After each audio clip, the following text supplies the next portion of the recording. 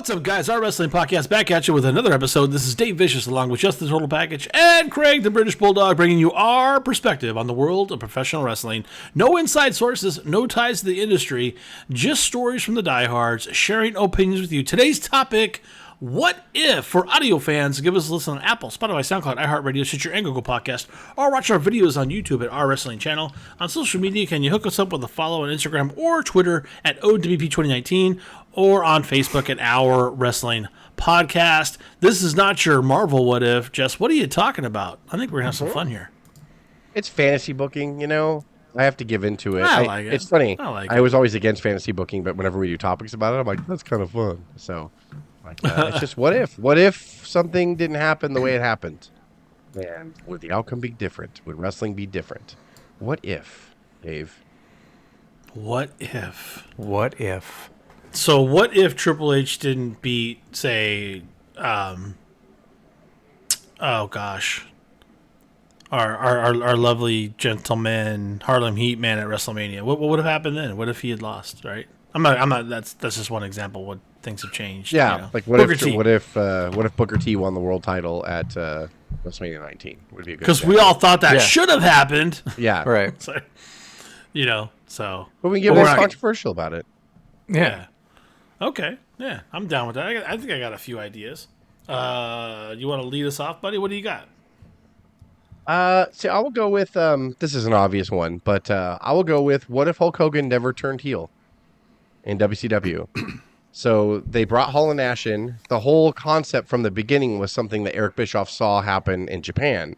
So he's like, man, we need like an invasion angle. So I do believe that no matter what, they were coming in with Hall and Nash to be outsiders, you know. So what if Hogan never turned heel? The Bischoff himself on his podcast said Sting was the next guy because he was WCW through and through.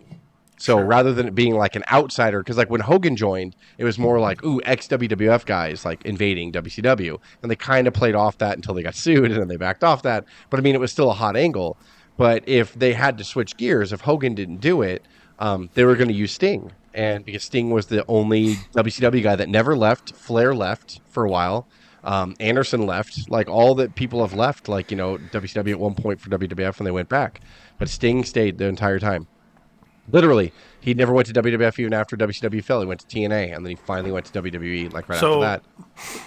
So what you're saying though is by this set, you're saying that Bischoff still would have gone with the angle. He wouldn't have ditched it. Yeah, right? It was the angle was already going to happen. It wasn't because that Hogan turned heel that they went with the NWO. From what I recall from his podcast and stuff, and even his book, NWO was the thing that he wanted to do because he got Hall and Nash.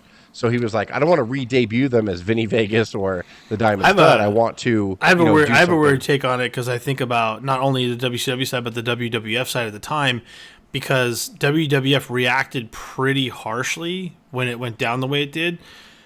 And if you believe, you know, Bruce Pritchard's of the world, and Jess, you said this too, that we didn't really start getting successful until we stopped watching them and just started doing everything and developing on our own and not paying attention to what they were doing. So maybe you could argue that their development would have happened sooner, because I don't know if the angle would have taken off as well as it did if Sting was the guy. I don't even know if the development, like, that kind of ruins everything. Like, I think Vince had to be beaten down to almost nothing to do what they did, to hire. Yeah, so it depends on who you believe, right? If in a weird way, Picture, right? Yeah. Wrestling probably would have gotten a little hotter. I think people would have liked the NWO storyline, but Bischoff said it himself. He's like, with Sting, it would have fizzled out because Sting is not a heel. And even by personality, he's not a heel. He never has been. So Sting would have came down with no... go ahead, Craig. I don't think they would have... If it would have been the NWO angle with Hogan, Hogan wouldn't have allowed him to be the one who spray painted at the end of Nitro every week. So there would have been backstage shenanigans, and he probably would have treated him like he treated like the Dungeon of Doom and took him out one by one, or or stayed away from Hogan completely with that angle, because Hogan would have never wanted NWO to kind of get over on him. So someone else would have done it. That's actually great. That's a really good point, Craig, because at the end of '96, Hogan's contract was up. So even in the NWO angle, in the time that we know now, the time that we live in now, he had already, the NWO was hot at that point. So he purposely went and had lunch with Vince McMahon in 1996 out in a public restaurant to get Bischoff nervous. So Turner threw more money at Hogan for Hogan to re-sign at the end of 96. So if Hogan never turned heel, You're right. He would have tried to push his agenda on Hall and Nash, which would have been super verbal. They wouldn't have allowed it. They're like, I'm Yeah. not fucking losing to the big boot and leg drop. It would have been a whole thing. And then Hogan would probably just not re-sign with WCW and left. And he might have Yeah. even went back to WWF or whatever and like tried to rehash the same old gimmick or whatever there. And yeah, NWO could have been something interesting, but I don't know. Sometimes you take the only way that the Hogan cancer I think would have worked in WCW is when he turned heel. If Hogan would have stayed face after Hall and Nash came aboard, I think that Hogan would have just left because that wasn't healthy. I think that WCW would have still had the cruiserweight division, and I think that Hall and Nash would have been a really cool team called the Outsiders. And I think Hall or Nash would have won a world title like eventually later because they could have developed on their own. I'm not saying Hogan was the only bad thing about WCW because Hall and Nash put a lot of venom in that locker room too. I just think about that night when he turned and how much trash was in that ring and how much reaction was It's there. a different wrestling world, right? If you don't have that scene, it's a epic. different wrestling world. It's just it's moments that make these. I hate the term WrestleMania moment, but it's true. It's a single moment can change the trajectory of everything. So right. And that's when you think about NWO, you think about Third Man, you think about that moment. If it wasn't Hogan, would Sting have, like, where would it have gone from there? And like the butterfly effect of what you just played out with his contract. Actually, I never even thought about that contract being up. What if he had would have just gone back? He went back to Vince. Yeah. And then it would maybe the WWF would have just stayed the exact same thing, and he just would have went through like shitty bad guys, and they would have struggled and sputtered all the way through, like, and never reinvented themselves. Yeah. How would a face Hulk Hogan fit in WWF 1996? No, I don't even know. Like, that makes me feel weird to even talk about. Or let's extrapolate that, and like, what if the Mr. McMahon and Hogan actually happened? Yeah. What if he got back there and they decided, well, they're doing a reality-based thing. Let's do us, Vince. Like, you never know. God. Which, I mean, and they kind of eventually got there. I mean, they did do the Hogan v. Vince, and there's some great moments from that too. The one I always visualize, I just loves it when Vince comes up from the ring and he's just full of blood, and the camera catches him just with that shit-eating grin. And he's just what did Triple H say? He's like, you look like the devil. When he came up, you look like the devil. Was that St. Valentine's Day Massacre? No, that was WrestleMania 19 when he came with the pipe in his hand and he was bleeding and he just came up on the apron and then everyone reacted to it and they did a documentary on it and they cut back Triple H and Triple H was like, he looked like the devil. Like, it's a great shot. It's really a great shot. He is the devil. Craig, do you want to go? For all intents and purposes, yeah. Craig, what's your what if? I'm gonna write it down. I just thought of another one. What if Foley and Undertaker's Hell in the Cell was actually just a C- match, and he never fell through the cage? Let's say he did the first spot and the thumbtacks, didn't fall through the cage, teeth didn't go through, some botches and stuff, and it just kind of was an average. Like, didn't have that moment, and it wasn't the legend that it began. Like, would Foley have broken through? That's weird because Foley was at a flux. Like, Foley was kind of irritated, he said, with that match because it wasn't like when you tell the storyline of the feud of Taker versus Foley, he's like, they always just yada yada, and then they come right in with the Hell in the Cell. He's like, we hadn't feuded in like a year. And then out of nowhere, Vince was like, what do you think about facing Taker in a Hell in the Cell at this Hell in the Cell pay-per-view? And he's like just raw dog? Like, he's like, well, a couple weeks before the pay-per-view to hype you guys up. You know, you have your history. And he's like, I know, but there's no story. Like, the last time we wrestled was 97, like early 97. So I don't think that that's something we should do. And Vince is like, we're going to do it. Fuck off. And like, so he's like, all right, fuck. So that's when he came up with the whole thing, to Craig's point, is like, what if we start out, Terry Funk, I think, might have gave him that idea. Like, what if you start out at the top of the cage? Because nobody ever does that. And he's like, ooh. Like, because he was like, he just kept thinking, like, Shawn and Taker's Hell in the Cell match is unbeatable. How are we going to do that? And then Funk's like, what if you start from the top of the cage? Then he was like, okay. And then it just progressed and finally went to Taker. And he's like, what if you throw me off the cage? And Taker's like, I'm not doing that. And he was like, but what if I want you to do that? And he's like, well, I'm not doing that, though. And he's like, yeah, I know, but what if you just kind of put your hands on like my back and I jump off like onto the table? Like what then? And then he was just starting to talk Taker into throwing him off the top of the cage. So if none of that never happened, I don't know. I think Foley was headed down injury lane anyway, and but the main reason why is after he got dumped off the cage, Vince was like, "You're never doing that shit again," and that really forced Foley to create Mr. Socko and do the tag team with the Rock and Sock Connection, and it became more of a comedy act because he's like, "I didn't have to bump, I didn't have to do all this crazy shit." Like, so I don't know.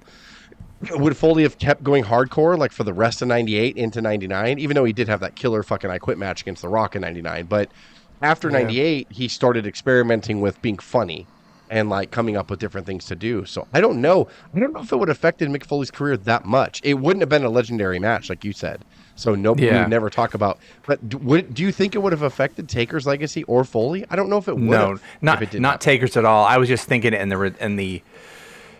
the thought of would Foley's legacy have been diminished in any way because of that moment? Because that's the match you always show. There was already some great stuff in WCW too that he'd done. He was already a hardcore.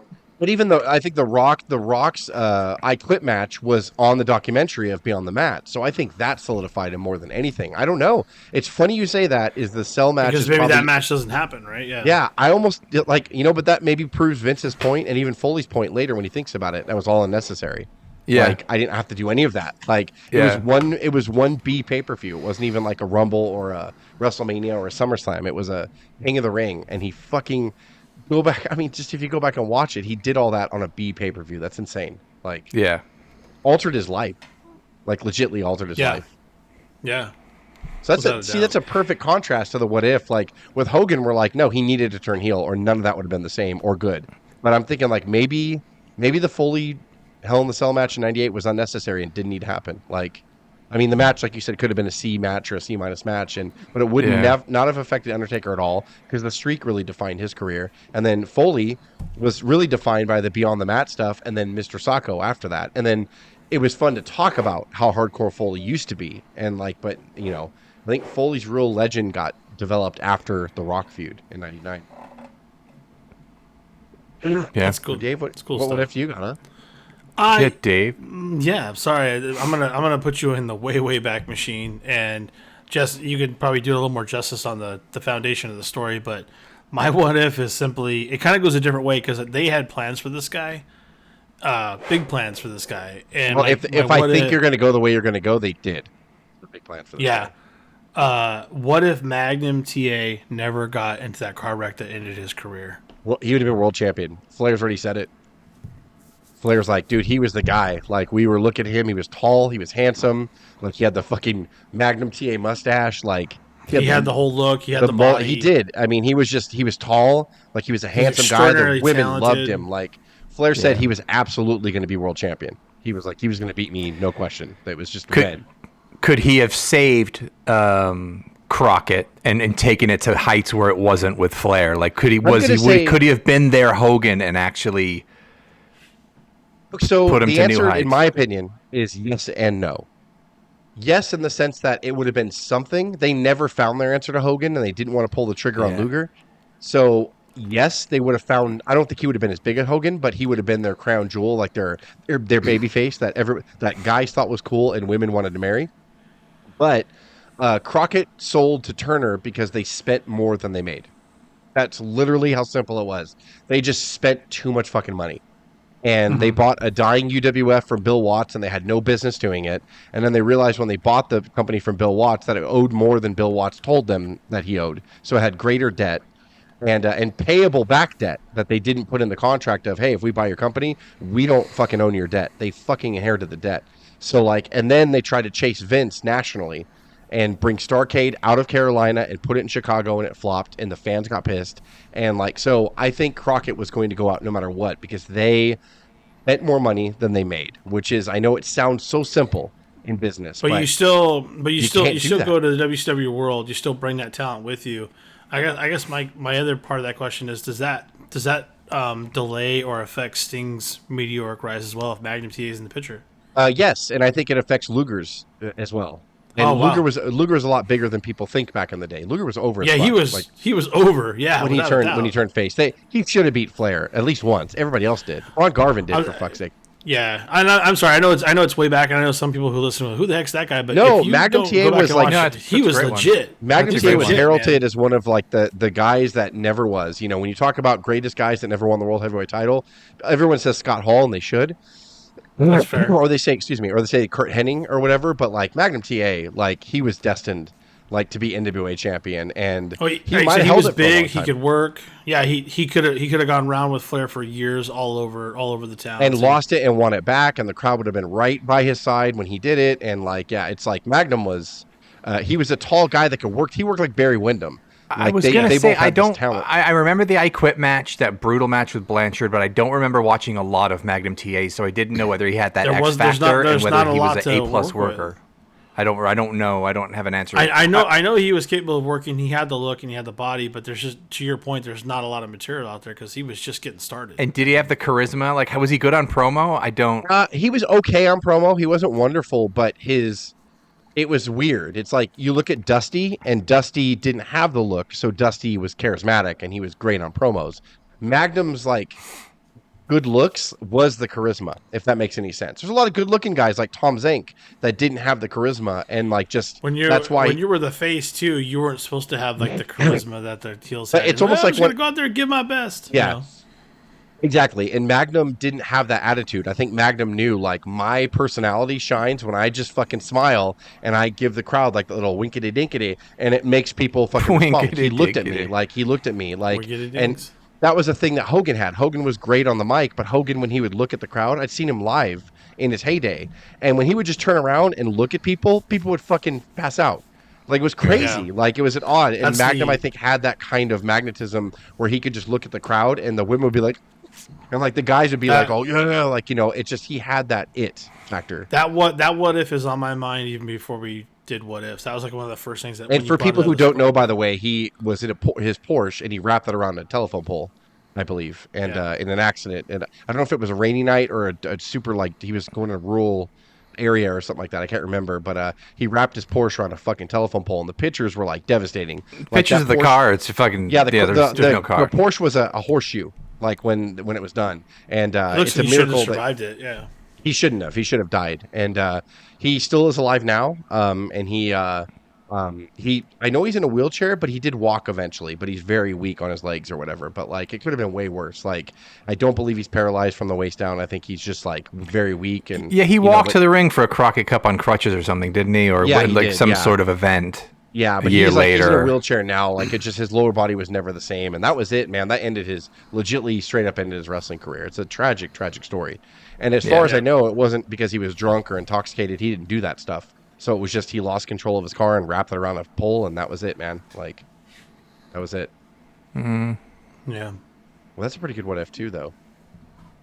Because yeah, Crockett would have looked really different, and like you said, if Crockett sold anyway, just having a healthy in his prime Magnum go over to WCW would have probably been very different. Like, you know, they actually would have had a Hogan that they could have paraded around and, you know, like hyped him and all that stuff. So it would have been really, really different. I'll do a theoretical one, which might be a little bit of a bomb, but like if you think too much of it, but because I don't remember what the repercussions had this happened would be for this man, and I know I'm being cagey right now. What would have happened if Vincent K. McMahon lost the steroid trial against the U.S. government, and that he had to go to jail for? Because I think he was liable and he did have jail time. Let's say he lost and Can I ask a question at that time? Yeah. How old were the kids? They were just kids, right? Like, I think Shane was doing stuff at ringside. You would often see him, like, you know, when 18 referees would have to come down and break up a fight, you would often see Shane McMahon. I mean, going back and looking, a young Shane McMahon. So there's no way they had any ability to keep things going. No. Linda could have run the office probably, but so Patterson a lot of and the them rumors maybe, back but- then, which Bruce has shit on, is that they hired Jerry Jarrett around that time to possibly take it over, and Bill Watts was also hired at the time to take it over. Now, I know people groan when they hear Bill Watts, but Bill Watts and Vince had a very similar, like, booking style. They did. They loved big guys. Bill just didn't have the money. Vince Yeah, did. Bill just he had a territory, and then like Vince was buying up the world in the late Yeah. '80s. So you didn't have anybody. If you dared put money in anybody, Vince is like yoink, and like that was it. So Bill Watts, though, him and Vince had a similar we talked about that on the a lot of different episodes on the Junkyard Dog and Coco. We thought Vince gave them their nicknames. They did not. Coco had the Birdman, JYD had Junkyard Dog. From Bill Watts before he went over, Vince just put the fucking animal in their lap and made that a major inconvenience for them to deal with for years. But take him on a plane, Coco. But yeah, it's like, but yeah, Bill Watts actually had a similar. He loved big guys too. He loves Steve Williams. He loves like all the big dudes. Sure. So a lot of the rumors were when they hired Jerry Jarrett in the '90s and Bill Watts, it was for preparation if Vince lost, because Vince started getting the accusations in '91, and then it got hot in '92, and I don't remember when it was official that he was being charged. I want to say that might have been like '93, and then the trial happened in the summer of '94. So Vince was preparing for it for a couple of years. It could have been Bill Watts. It could have been Jerry Jarrett that took over. Who knows? And like Greg said, it might have been compartmentalized. Let's pretend he had to go away to jail. Patterson would have probably still been the head of creative. Yeah, but I think without Vince McMahon at the helm at that point, like to the only final yes man, like what product would it have been? The perfectionist of Vince and what he wanted. By '94, were we full blown Brett at that? Is that where we were? Pretty much. I mean, it had taken a shit even while he was distracted with the trial, because wasn't that the Mabel and Diesel and that was 95, a really thinned down roster, and so was tough, man. Even when he wasn't there, it was fading. Like it probably would have sputtered along, right? But like how long until it either? I'd argue we might still be in Territoryville, man. I think it might have gone back. It would have been a failed experiment. Dude, whoa, that's even... I'm going to throw up right now. Because that was close, right? So let's say Vince goes to jail in 94, and then Bischoff buys the talent, and NWO hits in 96. How in the fuck would WWF even have fought back? Only because Vince's pure guts. They stay afloat. If a Vinceless WWF having to fend off the NWO, I don't know. I don't even know what that looks like. Right. And I think the more important question... I don't think anybody else would have had the balls to do it. The more important question is what would Vince, not having the technology that we have now, what could Vince run from prison? I don't know. Nothing. I don't know. A visit from Linda every day where you like pass instructions back and forth, but And what do you do on the fly? And by the way, when Why Vince do I was talking envision to like Linda with the thing tied around her head, like all the wives of the prisoners? But think about it like this: they put their hand on the thing. I can't remember where Vince said it. Was it on McAfee when they were talking about the tough days when there was times where they lived off the gate? It was gate to gate. It was just cash flow. Vince said, it was 95. It was all cash flow. It was 95. He was like, it was all cash flow. If cash flow stopped, I would have died. They were living like living check to check. They were living gate to gate. And if anybody even flinched for a minute, I think that cash flow stops and your talent leaves.